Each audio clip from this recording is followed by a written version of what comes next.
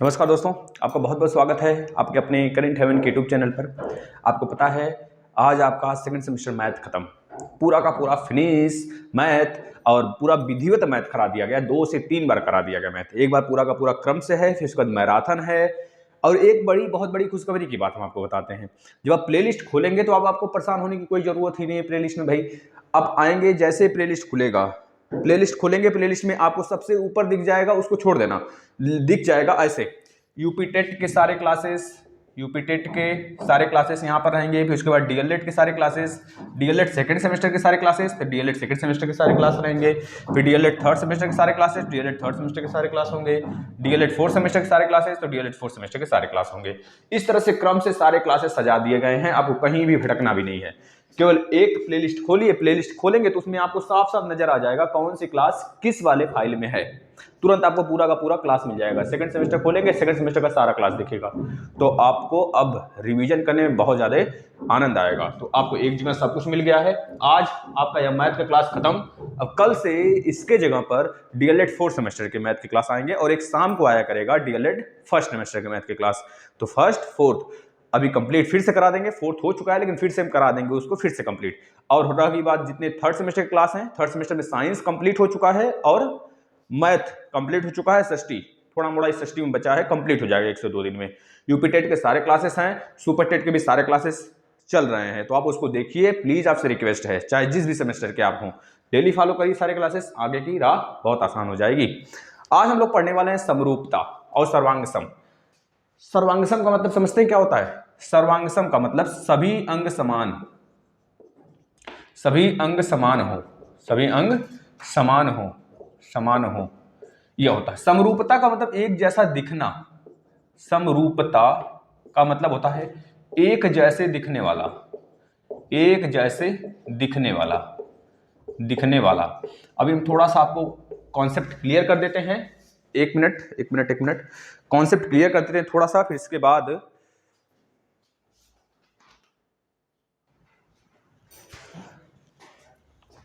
तो अब आपको बहुत क्लियर कट करेंगे। पहले हम इसको समझेंगे समरूपता और सर्वांगसम क्या होता है, फिर इसके बाद हम लोग आगे चलेंगे।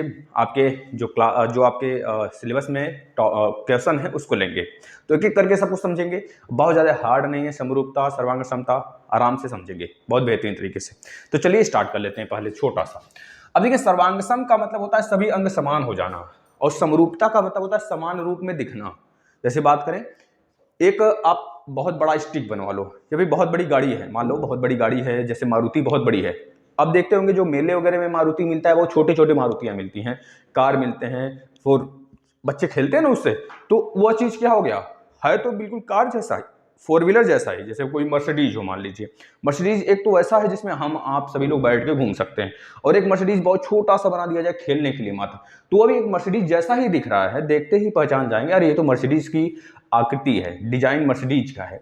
तो वह समान मर्सिडीज जैसा ही है, सेम। एक बड़ी कार है जिसमें हम आप बैठ के घूम सकते हैं, एक छोटा है एकदम समान लेकिन है आकृति में छोटा, तो उसे बोलते हैं समरूपता, समान रूप जैसा, समान रूप हो। और सर्वांगसम का मतलब, जैसे बात करें, एक हमारे घर कार हो, 4 व्हीलर हो, एक पड़ोसी के घर में 4 व्हीलर सेम टू सेम वही हो, ना कलर चेंज हो, कुछ भी चेंज ना हो, सेम पहिए सेम सब कुछ वही सेम टू सेम। अगर मारुति हुंडई हमारे घर है तो मारुति हुंडई उनके घर भी हो। इस प्रकार से जो कार है बिल्कुल सेम है, सेम कलर का है, तो उसे बोलते हैं सर्वांगसम, सभी अंग समान हो जाना।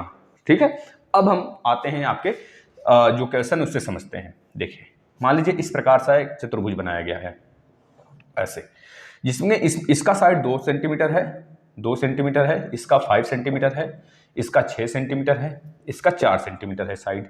यह साइड हो गया 4 सेंटीमीटर। सेम इसी प्रकार का एक और चतुर्भुज हम बना दें ऐसे,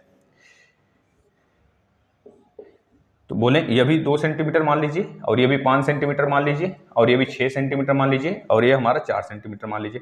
तो अब इसको क्या बोलेंगे, इसको बोलेंगे सर्वांगसम, सभी अंग समान हो जाना। सभी अंग समान है, लेकिन अगर बात करेंगे समरूपता की, तो समरूपता का मतलब क्या? अगर बात करें, एक त्रिभुज है, ये त्रिभुज देख रहे हैं, ये त्रिभुज देख लीजिए, ये त्रिभुज, ये हो गया 30 डिग्री, ये मान लीजिए आपका 60 डिग्री है, यह मान लीजिए आपका 40 है, 60 40 कितना हो गया, 100 हो गया, और ये मान लीजिए 80 डिग्री है, 80 डिग्री का है। सेम इसी प्रकार का जो इसका साइड है मान लेते हैं 2 सेंटीमीटर, इसका 3 सेंटीमीटर, इसका 5 सेंटीमीटर, कुछ भी मान लेते हैं। सेम इसी प्रकार का एक त्रिभुज हम यहाँ बनाते हैं, लेकिन छोटे आकृति में बनाते हैं, छोटे आकृति में बना देते हैं, ऐसे बनाते हैं।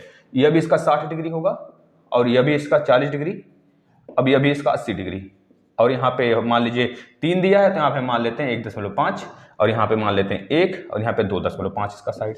अब आप देख पा रहे हैं कि जो इसका 60 डिग्री के सामने भुजा है 5 है और इसके 60 डिग्री के सामने भुजा 2.5 है, इसके 40 डिग्री के सामने 3 है, इसके 40 डिग्री के सामने 1.5 है, इसके 80 डिग्री के सामने 2 सेंटीमीटर है, लेकिन इसके 80 डिग्री के सामने 1 सेंटीमीटर है तो बिल्कुल हूबहू, लेकिन थोड़ा सा एंगल इसका छोटा कर दिया गया है। एंगल समान है, सॉरी आकृति छोटी कर दी गई है। आकृति छोटी का मतलब यह हमारा यहाँ पर इस एंगल के सामने 2 है, लेकिन यहाँ पर वही सेम एंगल है लेकिन इसके सामने 1 है। तो भाई अगर मान लीजिए आपको आलू चाहिए तो आलू अगर 5 किलो गट्ठर बनाकर बेचा जाए, 5-5 किलो का पैकेट बना दे, अब जो भी आया उसको 2 किलो मान लीजिए आलू चाहिए तो कह देगा वो नहीं है, शाबाश बात है भाई, वो पैकेट बना दिया है 5-5 किलो का, 6-6 किलो का, 2.5 किलो का, 1-1 पसेरी, 4-4 मतलब 4-4 पसेरी, इस तरह से बोरे में भर भर के बना दिया गट्ठर। अब कोई आएगा 2 किलो के लिए, भाई हमको आलू चाहिए, तो बोलेगा 2 किलो का गट्ठर ही नहीं है, चलो निकलो 2 किलो का आलू नहीं मिलेगा। तो सेम वहीं पर देखेंगे भाई, ये बड़ा आकृति है छोटा आकृति, जिसको बड़े आकृति की जरूरत होगी बड़े आकृति से काम चलाएगा, जो छोटे आकृति की जरूरत होगी वो छोटे आकृति से काम चलाएगा। है तो दोनों सोना ही, गोल्ड ही, चाहे उसे नाक में पहन लीजिए चाहे उसे उंगली में पहन लीजिए, है तो गोल्ड ही भाई। तो सेम उसी प्रकार से आकृति दोनों समान है, आकृति दोनों मतलब एंगल दोनों समान है, लेकिन आकृति का साइज अलग अलग है, डिफरेंस है। तो इस वाले साइज को अगर हम मानते हैं ए बी सी मानते हैं और उसे डी ई एफ मानते हैं, तो दोनों में कंपेयर अगर करने को कहा जाए हमें, तो कंपेयर कैसे करेंगे, ध्यान से देखना हमारी बातों को, सुनना। यह वाला साइड मतलब 80 के डिग्री के सामने वाला यह है और यहां पर 80 डिग्री के सामने यह है, यानी कि ए बी, यहां पर लिख लीजिए ए बी बटे के डी ई, क्या हो गया, डी ई हो गया, ठीक है, इक्वल टू, अब 60 डिग्री के सामने क्या है 5 है, यहां पर 60 डिग्री के सामने क्या है 2.5 है, तो इसके सामने पहले हमने यहां पे लिखा है बड़ा वाला, तो यहां पे भी बड़ा वाला पहले, यानी बी सी बटे ई एफ हो गया। बताओ इसके बाद यह 40 डिग्री के सामने बड़ा वाला 3 है, यानी कि क्या है ए सी है, ए सी बटे के इसके सामने वाला क्या है 40 1.5, यानी कि डी एफ। यह होता है हमारा क्या, समरूपता, इसे बोलते हैं समान रूप, समरूपता। अब समरूपता में बहुत सारी चीजें आते हैं, एंगल बराबर हो जाता है तो तीसरा हम बराबर कर लेते हैं, अगर साइड बराबर होता है तीसरा साइड आपस में बराबर हो जाते हैं, और अगर बात किया जाए एंगल साइड आता है, मतलब साइड एंगल बराबर हो गया तीसरा एंगल या फिर तीसरा एक साइड बराबर हो जाता है। तो इस प्रकार से समरूपता का पूरा एग्जाम्पल हो गया। अब इसमें क्वेश्चन कैसे बनते हैं, ध्यान से सुनिए हमारी बातों को। देखिए इसमें तो नहीं आप परेशान होंगे क्योंकि यह समान होगा। एक बार हम लोग सर्वांग सम को देख लेते हैं। सर्वांग सम मतलब सभी अंग को समान कर देना। देखिए जैसे आप खुद सोचो कि एक हम चतुर्भुज बनाते हैं, जैसे एक चतुर्भुज हम बनाते हैं, ध्यान से सोचिएगा, एक चतुर्भुज बनाते हैं ऐसे, तो इसका अगर 5 सेंटीमीटर हम नाम दे देते हैं, इसका 3 सेंटीमीटर या 6 सेंटीमीटर मान लीजिए, इसका 3 सेंटीमीटर नाम दे देते हैं, इसका मान लेते हैं हम कि मान लेते हैं 2 सेंटीमीटर नाम दे दिया हमने। मानने को क्या जाता है, मान लिया हमने। अब ऐसे ही सेम एक चतुर्भुज यहाँ पे बना हुआ है, ये आपको क्वेश्चन में दे दिया गया, ये वाला आपसे बोला जा रहा है भैया यह 2.5 सेंटीमीटर है, 2.5 सेंटीमीटर है, और यह हमारा कितना है 3 सेंटीमीटर है, और यह हमारा 1.5 सेंटीमीटर है। तो बताओ यह वाला कितना होगा, तो बताओ ये वाला कितना होगा, इस चतुर्भुज को देखकर बताइए वो कितना होगा। तो आप कहेंगे भाई कि जब यह हमारा 6 सेंटीमीटर था तो इसका जस्ट आधा यह 3 सेंटीमीटर है, जब यह हमारा 5 सेंटीमीटर था तो इसका जस्ट आधा यह 2.5 सेंटीमीटर है, जब यह हमारा 3 था तो इसका जस्ट आधा 1.5 सेंटीमीटर यह है, तो यह जब 2 होगा तो इसका जस्ट हाफ तो यह होगा, यानी कि 1 सेंटीमीटर बता देंगे, यह 1 सेंटीमीटर होगा। इस तरह से इसको बताएंगे। अगर इस तरह आयत में भी आता है प्रश्न, वर्ग में भी आता है ऐसा ही प्रश्न, तो आपको ऐसे ही प्रश्न मिलेंगे समरूपता में, जिसे सर्वांग सम में, मतलब सभी अंग समान हो जाएंगे, जिसके हम समान बना देंगे उसको जबरदस्ती। तीसरा वाला एक अगर 3 बराबर है इसमें तो चौथा आपस में बराबर हो जाएगा। इस तरह से आते हैं। अब चलते हैं त्रिभुज में, हम आपको एक समझाते हैं, फिर उसके बाद क्वेश्चन पे आएंगे।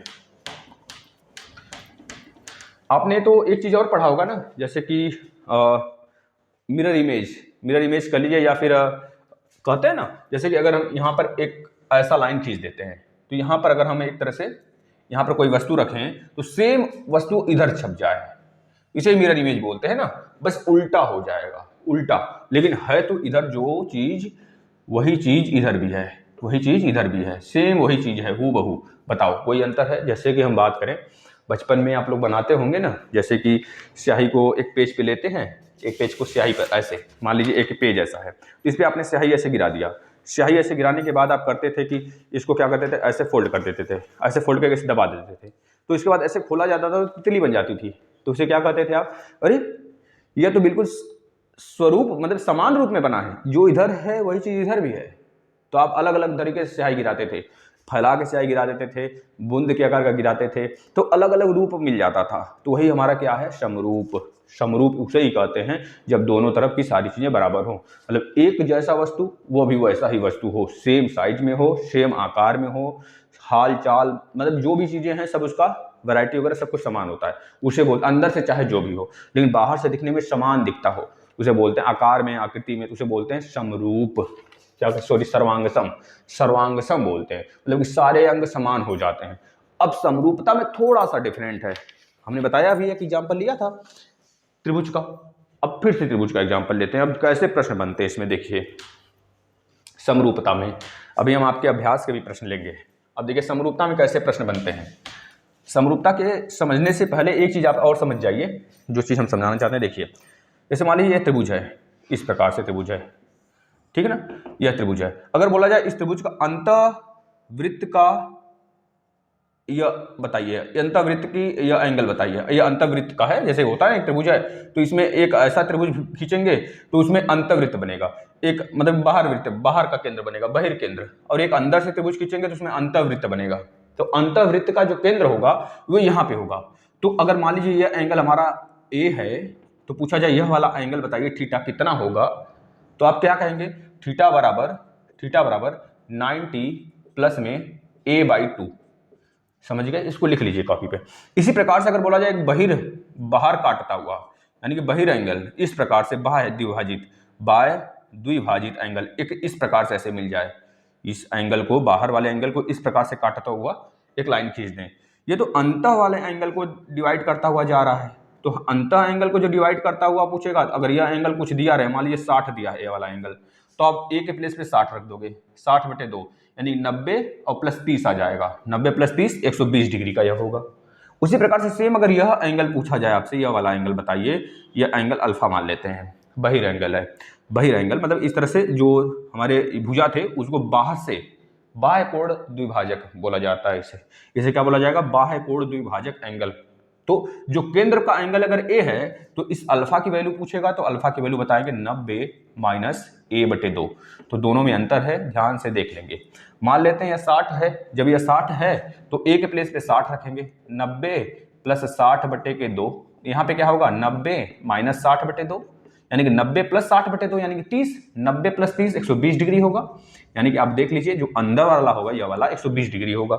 लेकिन अगर बात करेंगे यही चीज जो बाह्य समद्विभाजित कोण है अल्फा, वह कितना होगा? 90 माइनस 60 यानी कि 30, यानी 90 माइनस 30 होगा, यानी कितना हो जाएगा? 90 में से 30 जाएगा तो 60 डिग्री यह भी बनाएगा।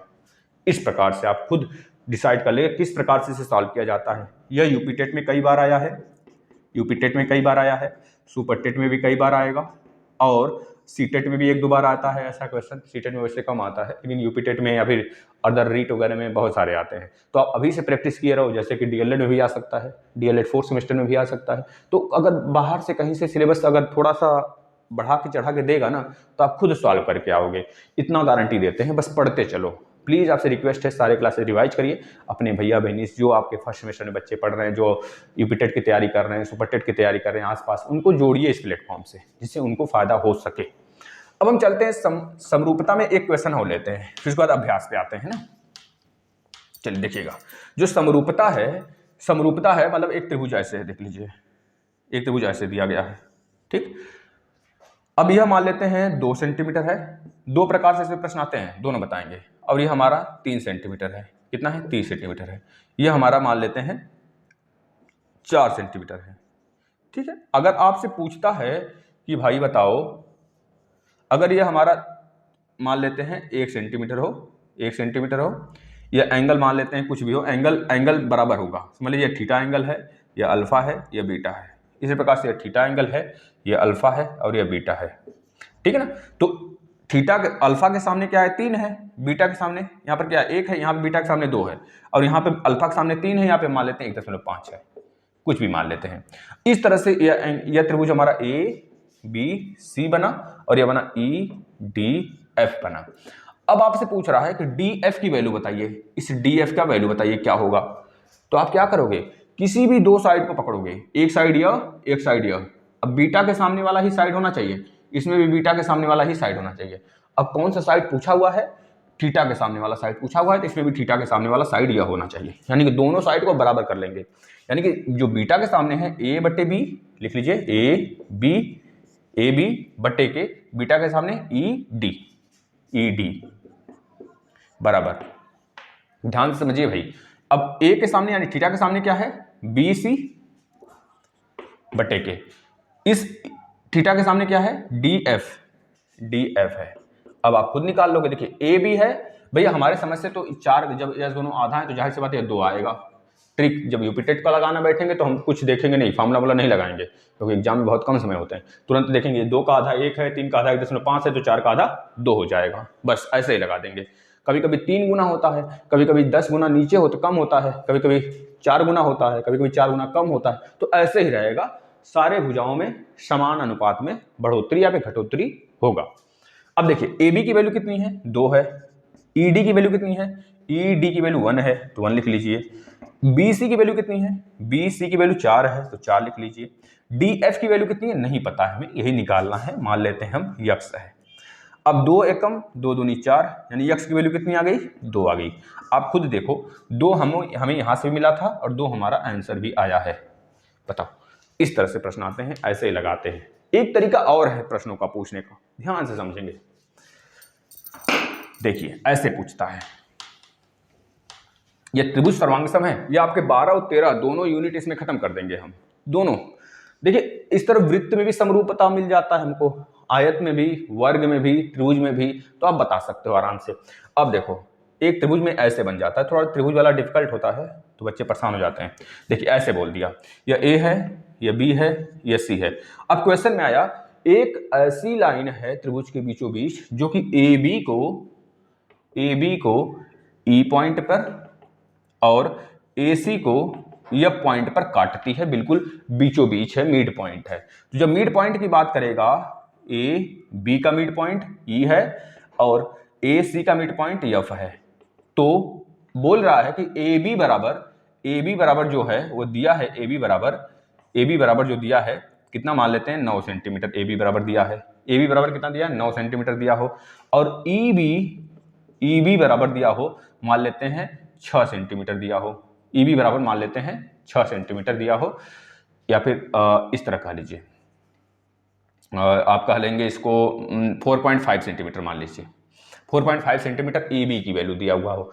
अगर बोल रहा है BC बराबर दिया गया हो 3 सेंटीमीटर, तो बताइए EF की वैल्यू क्या होगी, मतलब आपको यह वाली वैल्यू पूछ रहा है। क्या क्या दिया है, यह वैल्यू दिया है कितना 3 दिया है, और यहां से लेकर यहां तक यह पूरा वैल्यू जो दिया हुआ है हमें कितना दिया है भाई 9 सेंटीमीटर दिया हुआ है।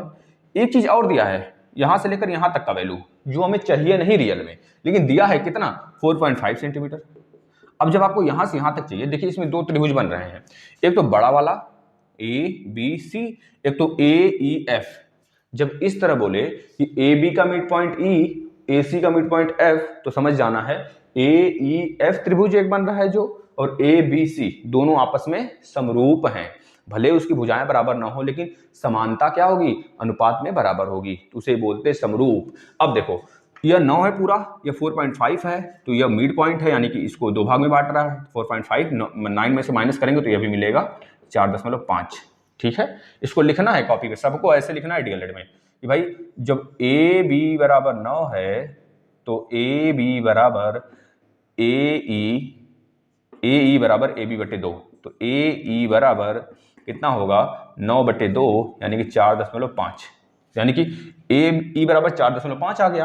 अब आपको पता है यह पूरा बड़ा वाला कितना है 3 है, तो ये वाला निकालना है तो निकाल लीजिए, पूरा बड़ा वाला बटे इसका ये वाला साइड, मतलब इसका ये वाला साइड पूरा बड़ा वाला ए बी, देखिए यहां पर समरूपता के लिए ए बी बटे के इस वाले त्रिभुज में ए ई बराबर, अब इसमें आ जाओ बी सी बटे के ई एफ बताओ। अब नहीं निकाल सकते क्या? ए बी की वैल्यू कितनी है? ए बी की वैल्यू कितनी? 9 सेंटीमीटर, 9। ए ई की वैल्यू कितनी है? 4.5, तो 4.5 लिख दीजिए, बराबर बी सी की वैल्यू कितनी है? 3 है, तो 3 लिख दीजिए, और ई एफ निकालना है तो ई एफ लिख दीजिए यहाँ पर। ठीक, 4.5 से 2 बार में गया 9, और यह इधर आएगा, यानी ई एफ बराबर कितना होगा? 3/2 यानी 1.5। देख लो खुद ही आप, 3 का आधा आया जस्ट कि नहीं आया? बिल्कुल आया। एक चीज और याद रखना है, जो यह मिड वाला पॉइंट होता है इसके एरिया को कैसे बांटता है? एक संबंधित 2 में बांटता है, यानी कि यह 1 भाग होगा एरिया तो यह 2 भाग होगा एरिया। मतलब इस त्रिभुज का अगर एरिया पूरा का पूरा, इस त्रिभुज का एरिया 3 है, तो 3 में से इस त्रिभुज का जो छोटे वाला त्रिभुज है इसका एरिया 1 होगा, और इस जो चतुर्भुज बन रहा है इसका अनुपात में 2 होगा। मान लेते हैं इस पूरे त्रिभुज का जो एरिया है कितना है? मान लेते हैं 9 है, तो 9 को अब आपको 1 और 2 के अनुपात में बांटना है। 1 और 2 के अनुपात में बांटने का मतलब 2 1 3 बराबर 9 है, तो 3 त्रिका 9, 3 त्रिका 9, यानी कि यह वाला जो एरिया आएगा 3 निकल के आएगा और यह वाला 6 निकल के आएगा। मतलब यह चतुर्भुज का जो एरिया बनेगा 6 सेंटीमीटर का बनेगा, और इसका बनेगा 3 सेंटीमीटर का। इस प्रकार से था समरूपता। बताओ समझ में आया? बस यही था पूरा का पूरा क्रियाकलाप। अब थोड़ा मोड़ा क्वेश्चन है, अब इससे ज्यादा कुछ नहीं आएगा। अब कॉन्सेप्ट आपको बता दिया गया, कॉन्सेप्ट आराम से आप फोड़ के आओगे प्रश्न को, कॉन्सेप्ट से, इसी कॉन्सेप्ट से फोड़ के आओगे। हम थोड़ा सा प्रश्न ले लेते हैं आपके अभ्यास का, देखते हैं कैसा प्रश्न पूछा गया, अभी देखे भी नहीं है, देखा जाए किस टाइप का प्रश्न है। देखिए इसमें दिया गया साफ साफ कि समान कोणिक त्रिभुजों को जो आमने सामने की भुजाएं होती हैं, समान कोण के आमने सामने की भुजा आपस में क्या होती है? समानुपाती होती हैं, वही होता है समरूपता। यह चीज बताया गया इसमें। अब आपको बोला मूल्यांकन करिए अपना, थोड़ा सा बोला है एक त्रिभुज ए बी सी भुजाओं की ए बी 3 है, बी सी 5 है, सी ए 4 है, पी क्यू 7 है, पी आर 6 है, और क्यू आर इतना है। 2 त्रिभुज समरूप हैं या नहीं? अब आपको बोल रहा है 2 त्रिभुज दे दिया है, बोला इस तरह से। देखिए ऐसे ही छोटे छोटे क्वेश्चन आएंगे। ए बी सी एक त्रिभुज है, ए बी सी, और एक त्रिभुज ऐसे बना के दे दिया है, मतलब लिख के दिया है, यह ई डी एफ है। अब बोला जा रहा है जो ए बी की लंबाई है वो 3 है, बी सी की जो लंबाई है वो 5 है, और आप लोग बताइएगा सी ए की लंबाई कितना है? 4 है। और इसमें दिया है जो हमारा ई डी की लंबाई है वो 7 है, और सॉरी यह 7 है। डी एफ की लंबाई कितनी है? 7 है, और यानी 7 भाई। और उसके बाद ई एफ, जो ई एफ की लंबाई है वो कितना है? 6 है, और इसकी 5 है। तो बताओ समरूप होंगे कि नहीं होंगे? भाई कहां से समरूप होंगे? यह वाला अनुपात इस वाले अनुपात के बराबर आ रहा है, बड़ा वाला मान लेते हैं, सबसे बड़ा यह है, इसमें भी सबसे बड़ा भुजा यह है, तो क्या दोनों का अनुपात कर लें, 5/7 कर लें, और 3 सबसे छोटे वाले 5 से कर लेते हैं। उसका सबसे छोटा 5 है ही ना है, इसका सबसे छोटा 3 है भाई, तो 3 और 5 से कर लेते हैं, 3 और 5 से कर लेते हैं। अनुपात क्या बराबर आएगा? कभी बताओ, कभी बराबर आएगा, या फिर क्रॉस गुणा करा लो, 5×25 से आ गया, इधर 21 आ गया। जब बराबर नहीं है तो मतलब यह समरूप नहीं है। समरूपता का साइन क्या होता है? ऐसे, सर्वांगसम को ऐसे दिखाते हैं, समरूपता सर्वांग समता। सर्वांग समता का मतलब कोण कोण कोण, मतलब इस प्रकार से सर्वांग समता कह लीजिए। जैसे कि अगर बात करें यह वाला एंगल, और एक यहाँ पे छोटा सा त्रिभुज बना दिया है, ठीक है, यह वाला एंगल 60 डिग्री है, यह वाला मान लीजिए 60 डिग्री है, और यह वाला मान लीजिए यह मान लीजिए 45 डिग्री है, और यह वाला 45 डिग्री है। तो अगर आपसे बोलेगा 45 के सामने भुजा 3 है, इस 45 के सामने भुजा 1.5 है, बताओ सर्वांग सम है कि नहीं है? तो कहोगे बिल्कुल है, क्योंकि एक एंगल मिल रहा है, एक एंगल मिल रहा है भाई, एक एंगल और मिल गया, एक एंगल और मिल गया, और एक भुजा जो है आपस में समानुपात है, यानी कि है तो आकृति भले छोटी लेकिन है समरूप, यानी कि सर्वांगसम हो गया। अब अंग बराबर हो गए उसके, इस तरह बोलेंगे। ठीक भाई, बताना। इसमें ज़्यादा प्रश्न नहीं प्रशिक्षु, जितना हमने बता दिया ना, बस वही सारी चीज़ें हैं, इतने ही आपको पढ़ने हैं, इसमें कुछ नहीं है, खत्म कहानी। अब एक भाई साहब का थोड़ा सा क्वेश्चन है, उसको ले लेते हैं। सर्वांगसमता समरूपता मतलब यही हो गया जो हमने आपको बता दिया। अब इसको क्वेश्चन के फॉर्म में कैसे आता है? जो हमने बताया वो ऐसे ही आएगा, बहुत ज़्यादा हार्ड नहीं आएगा, इसको आप मान के चलें, गांठ बना लेंगे, है ना, थोड़ा सा प्रैक्टिस जितना करा देते हैं बस उतना, जितना बोर्ड पे छाप दिए वही आएगा, इतना समझ लेना, उससे बाहर नहीं आया था, नहीं कभी आएगा। एक भाई साहब का प्रश्न है जो बोले हैं, हम ले लेते हैं थोड़ा सा, कौन के, अंशु बालियान जी का है। उन्होंने बोला sir 2x minus 7y minus 9x, बहुत मेहनत से लिखे होंगे हमें पता है भाई, इस तरह से कमेंट बॉक्स में लिख पाना इतने अच्छे से मुश्किल होता है। y 101 माइनस में x, फिर यहाँ पर यह दिया गया है। चलिए भाई अंशु बालियान जी देखिएगा अपना, ठीक है 2x हो गया माइनस यहाँ पे 7y है, यहाँ पे 7y है, 7y यहाँ पे क्या है माइनस 9x है, तो पहले हम इस वाले ब्रैकेट को तोड़ते हैं, तो 101y प्लस में 101y माइनस में yx इस प्रकार का। अब इसके बाद इसको तोड़ते हैं, तो 2x माइनस 7y का मल्टीप्लाई इसमें करेंगे, तो माइनस यहाँ पर है, माइनस यहाँ 7 9 63 63y और 7y का इसमें करेंगे मल्टीप्लाई, तो प्लस में 707y square minus 7y square x हो गया। मित्र बस ऐसे ही आएगा आपका, एक्स वाई के फॉर्म में ही आएगा यह प्रश्न, बस तोड़ लीजिए इसे, देखिए बस तोड़ लेंगे, बाहर निकाल लिए, हो गया आंसर। 2x माइनस, यहाँ पर माइनस सबसे मल्टीप्लाई करा दीजिए, minus minus plus 63y plus, यह माइनस है तो यहाँ प्लस है तो माइनस हो गया, माइनस 707y स्क्वायर, फिर माइनस यहाँ भी माइनस तो प्लस हो गया 7y स्क्वायर x। बस देखिए अब कहीं भी कोई भी ऐसी राशि नहीं जो समान हो, यहाँ पर देखिए x है तो x कहीं नहीं है, केवल x कहीं नहीं है, यहाँ पे yx है तो yx देखिए कहीं नहीं है, यहाँ पर y स्क्वायर है तो y स्क्वायर भी कहीं नहीं है, केवल y स्क्वायर x है तो y स्क्वायर नहीं ले लेना इसे, यह अलग चर राशि है, अचर है, यह अलग अचर है, यह अलग अचर है, यह अलग अचर है, यही आंसर होगा इसका। बालियान जी समझ में आ गया होगा। चलिए आज सेकंड सेमेस्टर का मैथ कंप्लीट हो गया और अच्छा है, खुशी है, थर्ड सेमेस्टर की उधर साइंस और मैथ और SST कंप्लीट है।